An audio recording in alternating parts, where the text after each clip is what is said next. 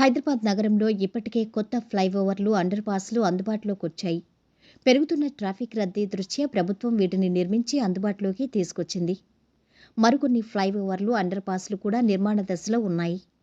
ఇక హైదరాబాద్ వెలుపల కూడా యాక్సిడెంట్లు జరిగే స్పాట్లపై కేంద్ర ప్రభుత్వం స్పెషల్ ఫోకస్ పెట్టింది. హైదరాబాద్ బెంగళూరు జాతీయ రహదారిపై తరచూ రోడ్డు ప్రమాదాలు చోటు చేసుకుంటున్న 4 ప్రాంతాల్లో వాటిని నివారించేందుకు చర్యలు చేపట్టింది. ఎక్కువగా ప్రమాదాలు జరుగుతున్న ఈ ప్రాంతాల్లో శాశ్వత ప్రాతిపదికన దిద్దుబాటు చర్యలు చేపట్టేందుకు టెండర్లను ఆహ్వానించింది.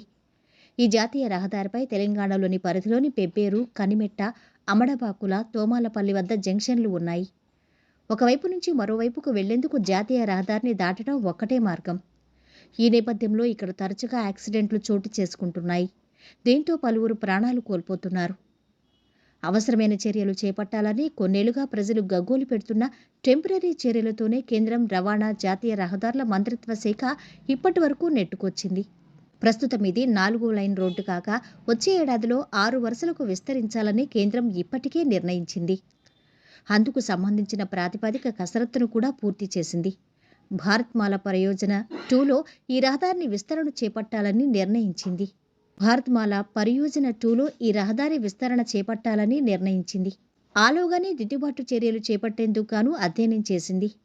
ఈ మార్గంలో తరచుగా ప్రమాదాలు జరుగుతున్న వనపర్తి జిల్లా పెబ్బేరు వద్ద కొత్తగా ఫ్లైఓవర్ నిర్మించాలని నిర్ణయించింది. కొత్తకోట దాటిన తర్వాత పెబ్బేరు పట్టణంలోనికి వెళ్లేందుకు జాతీయ రహదారికి అనుసంధానంగా మార్గం ఒక్కటే అక్కడి ప్రజలకు ఆధారం.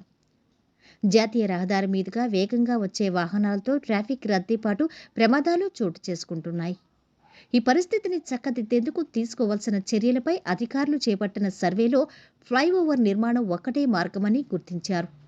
అదే మార్గంలోని కనిమెట్ట, అమడబాకుల, తోమాలపల్లి వద్ద వెహికల్ అండర్ పాస్లను నిర్మించాలన్నారు.